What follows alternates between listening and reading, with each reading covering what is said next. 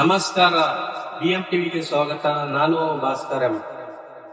ಕೆಲಸ ಮಾಡ್ತಾ ಇದೆ ಅಂತೇಳಿ ನಮಗೆ ಒಂದು ಅಭಿಮಾನ ಸಲ್ಲಿಸ್ತಾ ಇದ್ದಾರೆ ಸರ್. ಸರಿ, ಮತ್ತೆ ಯಾವಾಗ ಅನ್ಕೊಂಡ್ರಿ ಕಾರ್ಯಕ್ರಮ?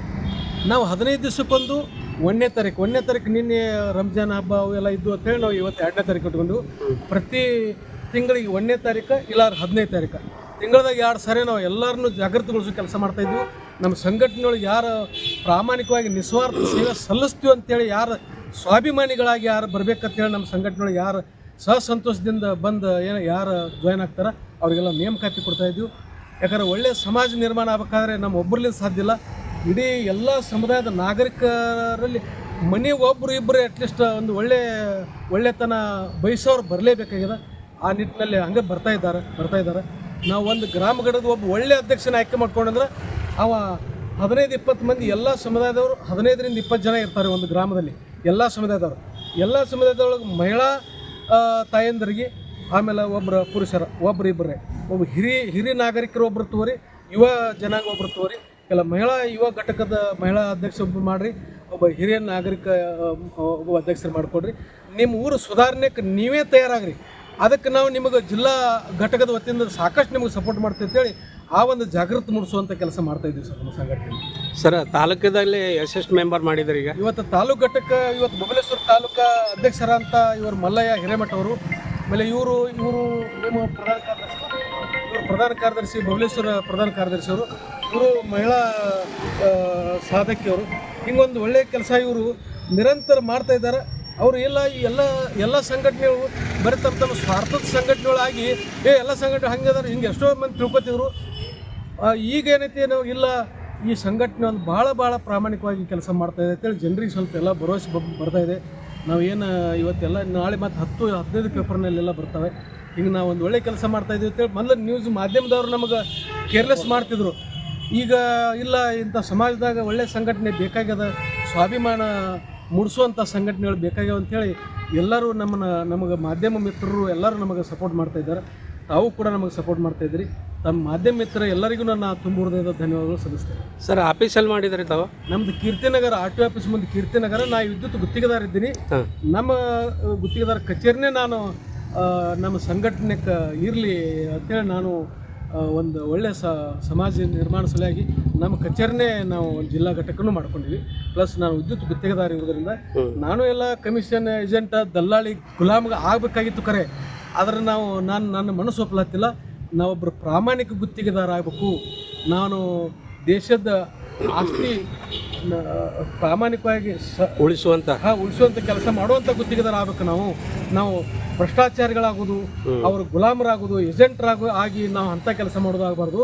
ನಾವು ಅಧಿಕಾರಿ ವರ್ಗಕ್ಕಾದ್ರೂ ನಾವೇನು ಹೇಳ್ತಾ ಇದ್ವಿ, ದೇಶದ ಎಲ್ಲ ಸಮುದಾಯದ ನಾಗರಿಕರು ಎಲ್ಲರೂ ತೆರಿಗೆ ಕಟ್ತಾ ಇದ್ವಿ. ಆ ತೆರಿಗೆ ದುಡ್ಡೊಳಗೆ ನಿಮಗೂ ಸಂಬಳ ಬರ್ತಾಯಿದೆ. ಆ ತೆರಿಗೆ ದುಡ್ಡೊಳಗೆ ನಮಗೆ ಟೆಂಡರ್ ಹಾಕಿ ಕೆಲಸ ಕೊಡ್ತಾ ಇದ್ದಾರೆ. ನಾವು ಕೆಲಸ ಮಾಡಲಿಕ್ಕೆ ನಾವು ಪ್ರಾಮಾಣಿಕ ಗುತ್ತಿಗೆದಾರ ಆಗೋನು. ನೀವು ಕೆಲಸ ತೊಗೊಳ್ಳಿಕ್ಕೆ ನೀವು ಪ್ರಾಮಾಣಿಕ ಅಧಿಕಾರಿ ಆಗಿರಿ. ನಾವು ಕೂಡ ದೇಶ ಕಟ್ಟರು, ದೇಶದ ಒಳ್ಳೆ ಕೆಲಸ ಮಾಡೋನು, ಕಳಪೆ ಮಟ್ಟದ ಕಾಮಗಾರಿ ನಾವೆಲ್ಲ ಅದನ್ನು ನಿರ್ಮೂಲನೆ ಮಾಡೋನು, ಸತ್ಯದ ಆಡಳಿತ ತರನು. ಎಲ್ಲರೂ ಕೂಡ ಇಂಥ ನಿಸರ್ಗ ನೋಡ್ರಿ, ಭೂಮಿ ತಾಯಿ ಎಲ್ಲರಿಗೂ ಕೊಟ್ಟು ಮಾಡ್ತಾರೆ. ಮಣ್ಣಾಗಿ ರೈತ ಇವತ್ತೆಲ್ಲ ಅನ್ನ ತಯಾರು ಮಾಡ್ತಾಯಿದ್ದಾನೆ. ಅವನಿಗೆ ಮೋಸ ಮಾಡುವಂಥ ಕೆಲಸ ಆಗಬಾರ್ದು. ಕಾರ್ಮಿಕ ಎಂತಿಂಥ ಬಿಲ್ಡಿಂಗ್ ಕಟ್ಟಿ ಎಂಥ ಇಮಾರತಿ ಮಾಡ್ತಾ ಇದ್ದಾರೆ, ಅಂಥವ್ರ ಮಕ್ಕಳಿಗೆ ನಾವು ಅನ್ಯಾಯ ಮಾಡುವಂಥದ್ದು ಮಾಡಬಾರ್ದು. ಅವರು ಸರಳವಾಗಿ ಬದುಕು ನಡೆಸಬೇಕು, ರೈತರು ಸರಳವಾಗಿ ಬದುಕು ನಡೆಸಬೇಕು, ಅಧಿಕಾರವರೆಗೂ ಸರಳವಾಗಿ ಬದುಕು ನಡೆಸಬೇಕು, ಗುತ್ತಿಗೆದಾರರು ಪ್ರಾಮಾಣಿಕರಾಗಬೇಕು. ಹಿಂಗೆ ಎಲ್ಲ ಒಂದು ಸತ್ಯದ ಆಡಳಿತ ಸಮಾಜದಲ್ಲಿ, ದೇಶದಲ್ಲಿ ಎಲ್ಲ ಕಡೆ ಬರಲಿ ಅನ್ನುವಂಥದ್ದು ನಾವು ಕನಸು ಕಾಣ್ತೀವಿ. ಮುಂದಿನ ದಿನಮಾನದಲ್ಲಿ ನಾವು ಅಣ್ಣ ಬಸವಣ್ಣವರಾಗಿರ್ಬೋದು, ಸಿದ್ದೇಶ್ವರ ಅಪ್ಪಾಜಿಗಳು ಬರೀ ಹೇಳಿ ಅವರು ಇದಾದರು, ನಾವು ಅವರು ಹೇಳಿದಂತೆ ನಾವು ನಡೆದು ತೋರಿಸೂ ಸಮಾಜಕ್ಕೊಂದು ಆ ದಾರಿ ಹಿಡಿಸೋಣ ಅಂತೇಳಿ ನಮ್ಮ ಸಂಘಟನೆ ಮುಖಾಂತರ ನಾವು ಪ್ರಾಮಾಣಿಕ ಪ್ರಯತ್ನ ಮಾಡ್ತಾಯಿದ್ದೀವಿ. ಅಷ್ಟೇ ನಿಸ್ವಾರ್ಥ ಸೇವೆಯನ್ನು ಸಲ್ಲಿಸ್ತಾ ಇದ್ವಿ. ವಾರಕ್ಕೊಂದು ಸರಿ ಸೇರ್ತಾರೇನು ಸರ್? 15 ದಿವಸಕ್ಕೊಮ್ಮೆ ಸೇರ್ತಾ ಇದ್ವಿ. ಮತ್ತು ಪ್ರತಿಭಟನೆ ಮಾಡಬೇಕಂತ ಆಲೋಚನೆ ಇದೆ? ಪ್ರತಿಭಟನೆ ನಾವು ಇವತ್ತು ಹಲ್ಲಿಗೆ ತೊಗೊಂಡು ಬೆನ್ನು ಹತ್ತಂದ್ರು ಇಲ್ಲ, ಇನ್ನೂ ತನಕ ಸ್ವಲ್ಪ ಜನರಲ್ಲಿ ಬರಲಿ. ಅದು ಸಾವಿರಾರು ಜನ ತಾನೇ ಕೂಡಿ ತಾವೇ ಹಲ್ಲಿಗೆ ಮೊದಲು ಏನು ಬೇಕಾದ್ರೆ ತಾವೆಲ್ಲ ತಯಾರು ಮಾಡಲಿ. ಅವರು ನಾವೇನು ನಮ್ಮ ಕರ್ತವ್ಯ, ನಾವೇನು ಜಾಗೃತಿ ಮೂಡಿಸೋ ಕೆಲಸ ಅಂತ ಮಾಡೋನು. ಇಡೀ ಊರಿಗೆ ಗೊತ್ತಾಗ್ತಾ ತಿಳ್ಕೊರೆ ಅವ್ರು ತಾನೇ ಇಂಥ ವ್ಯವಸ್ಥೆ ಹಾಳಿಗಚ್ಚುವಂಥ ವ್ಯವಸ್ಥೆ. ಜನಪ್ರತಿನಿಧಿಗಳು 500 ರೂಪಾಯಿ ಕೊಟ್ಟರು, 1000 ರೂಪಾಯಿ ಕೊಟ್ಟರು ಓಟ್ ಹಾಕೊಂತಾಯ್ತಲ್ಲ. ಯಾರು ಇಲ್ಲಿ ಯಾರು 500 ರೂಪಾಯಿ 1000 ರೂಪಾಯಿ ಕೊಡಕ್ಕೆ ಬರ್ತಾರೆ ಅವರಿಗೆ ಕಾಲ್ಬರ್ ತೊಗೊಂಡು ಹೊಡೆಯುವಂಥ ಮುಂದಿನ ದಿನಮಾನದ ಬರ್ತಾವೆ. ಆ ಕೆಲಸ ನಾವು ಎಲ್ಲ ಜನರಿಗೆ ಜಾಗೃತಿ ಮೂಡಿಸೋ ಕೆಲಸ ಮಾಡ್ತಾ ಇದ್ದೀವಿ ಸರ್. ನಮ್ಮ ಜಿಲ್ಲೆಯಲ್ಲಿ ಯಾವುದಾರ ನಿಮ್ಮ ಕಣ್ಣಿಗೆ ಕಾಣಿಸಿದೆ ಭ್ರಷ್ಟಾಚಾರ ನಡೆದಿದೆ ಅಂತ? ಭ್ರಷ್ಟಾಚಾರ ನಡೆದಿದೆ ಅಂದರೆ ಪ್ರತಿಯೊಂದು ಟೆಂಡರ್ ಕಾಮಗಾರಿ ಇದೆಯಲ್ಲ, ಟೆಂಡರ್ ಕಾಮಗಾರಿ ಏನು ಎಲ್ಲ ಟೋಟಲ್ ಏನು ಮೂಲಿದೆ, ಭಾರಿ ವಿದ್ಯಾವಂತ ಬುದ್ಧಿವಂತ ಆ್ಯಕ್ಚುಲಿ ಎಕ್ಸ್ಟ್ರಾಡಿನರಿ ಪರ್ಸನ್ ಅಂಥವ್ರ ಕಡೆಯಿಂದ ಯೋಜನೆ ಹಾಕಿಸ್ಕೊತಾರೆ. ಅಂಥವ್ರ ಕಡೆಯಿಂದ ಯೋಜನೆ ಹಾಕಿಸ್ಕೊಂಡು ಆಮೇಲೆ ಅವ್ರಿಗೆ ಈ ಸಮಾಜದಾಗ ಒಳ್ಳೆ ಕೆಲಸ ಮಾಡಿ ಬರೀ ಅವ್ರು ಯೋಜನೆ ಹಾಕೋದಷ್ಟೇ. ಆಮೇಲೆ ಆ ಯೋಜನೆಯನ್ನು ಟೆಂಡರ್ ಕರಿತಾರಲ್ಲ, ಈ ಗುತ್ತಿಗೆದಾರರ ಮುಖಾಂತರ ಅಲ್ಲಿ 5%, 10%, 15%, 20% ಅವ್ರದ್ದು ಮಾರ್ಜಿನ್ ಇಟ್ಕೊಂಡು ಅಲ್ಲಿ ಟೆಂಡರ್ ಕರಿತಿರ್ತಾರೆ. ಆ ಮಾರ್ಜಿನ ಗುತ್ತಿಗೆದಾರ ಮುಖಾಂತರ ಅಲ್ಲಿ ಎಲ್ಲ ಇಷ್ಟಿಷ್ಟು ಪರ್ಸೆಂಟೇಜ್ ಎಲ್ಲ ಸರ್ವರ್ ಆಗ್ತಿರ್ತದೆ.